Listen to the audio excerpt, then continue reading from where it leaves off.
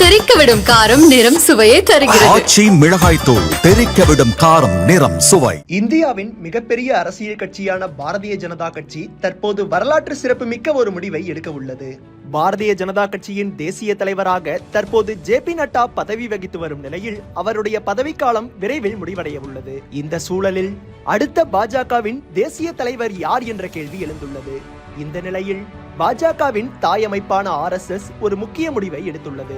இதுவரை இல்லாத வகையில் ஒரு பெண் தலைவரை தேசிய தலைவர் பதவிக்கு கொண்டு வர RSS முடிவெடுத்திருப்பதாக செய்திகள் வெளியாகியுள்ளது. இந்த தலைவர் பதவிக்கான போட்டியில் தற்போது 3 பெண்கள் உள்ளனர். இதில் 2 பேர் தமிழ்நாட்டை சேர்ந்தவர்கள் என்பது கூடுதல் சிறப்பம்சமாகும். இந்த தலைவர் பதவிக்கான ரேஸில் முதல் இடத்தில் இருப்பவர் மத்திய நிதித்துறை அமைச்சர் நிர்மலா சீதாராமன்.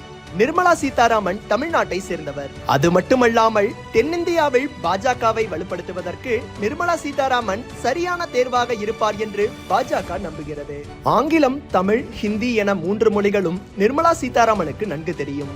ஏற்கனவே நிர்மலா சீதாராமன் மத்திய பாதுகாப்புத்துறை அமைச்சராகவும் இருந்திருக்கிறார். அது மட்டுமல்லாமல் போர்ப்ஸ் பத்திரிகை வெளியிட்ட 2022 உலகின் 100 சக்தி வாய்ந்த பெண்கள் பட்டியலில் நிர்மலா சீதாராமன் 36வது இடத்தை பிடித்திருந்தார். அதே போன்று 2023ஆம் ஆண்டு வெளியிடப்பட்ட பட்டியலில் 32வது இடத்திலும் 2024ஆம் ஆண்டு வெளியிடப்பட்ட பட்டியலில் 28வது இடத்தையும் பிடித்திருக்கின்றார்.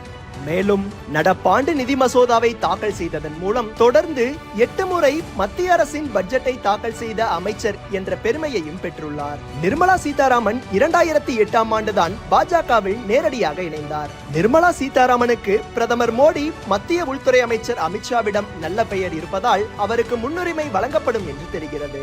அடுத்ததாக இந்த பட்டியலில் 2வது இடத்தை பிடித்திருப்பவர் ஆந்திர பிரதேசத்தை சேர்ந்த டி. புரந்தேஸ்வரி. முன்னாள் ஆந்திர பிரதேச பாஜக மாநில தலைவராக இருந்த அவர் ஆந்திரா, கர்நாடகா உள்ளிட்ட மாநிலங்களில் செல்வாக்கு நிறைந்தவராக இருக்கின்றார். பல்வேறு அரசியல் கட்சி தலைவர்களுடன் நல்ல நட்புறவிலும் இருக்கின்றார். மத்திய அரசு நடத்திய ஆபரேஷன் சிந்தூர் தொடர்பாக எடுக்கப்பட்ட நடவடிக்கைகள் குறித்து வெளிநாடுகளிடம் பேசுவதற்காக அனுப்பப்பட்ட குழுவில் புரந்தேஸ்வரி முக்கிய பங்கு வகித்தார்.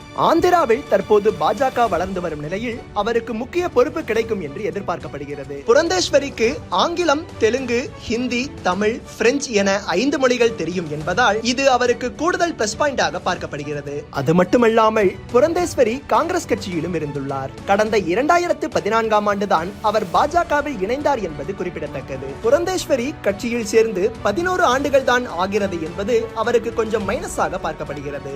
ஏனென்றால் தலைவர் பதவிக்கு வருபவர் குறைந்தது 15 ஆண்டுகளாவது கட்சியில் இருந்திருக்க வேண்டும்.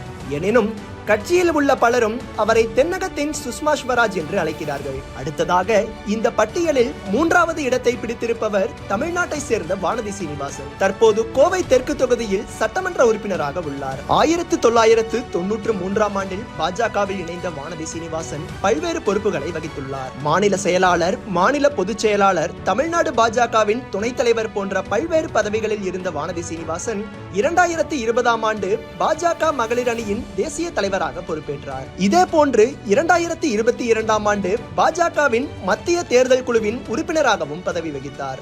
இதன் மூலம் இந்த பொறுப்பை பெறும் முதல் தமிழக பெண் என்ற பெருமை அவருக்கு இருக்கின்றது. 3 பேருமே பதவிக்கு பொருத்தமான நபராக இருப்பார்கள் என்பதால் யாரை அடுத்த பெண் தேசிய தலைவராக பாஜக கொண்டு வரப் போகிறது என்பதில் ஆர்வம் ஏற்பட்டுள்ளது. தேசிய தலைவர் பொறுப்பில் பெண்களை கொண்டு வருவதன் மூலம் பாஜக மகளிர் வாக்குகளை கவர திட்டமிட்டிருக்கிறது. இதே போன்று அடுத்த நாடாளுமன்ற தேர்தலில் 33% பெண்களுக்கு பாஜக போட்டியிட வாய்ப்பு வழங்கவும் யோசித்து வருகிறது. அதற்கான முதல் நகர்வாக இது இருக்கும் என்றும் எதிர்பார்க்கப்படுகிறது. ஆயுர்வேதம் ஒரு பொக்கிஷம், நம் ஆயுள் நீட்டக்கும் அற்புதம். டாக்டர் ஸ்ரீவர்மாஸ்.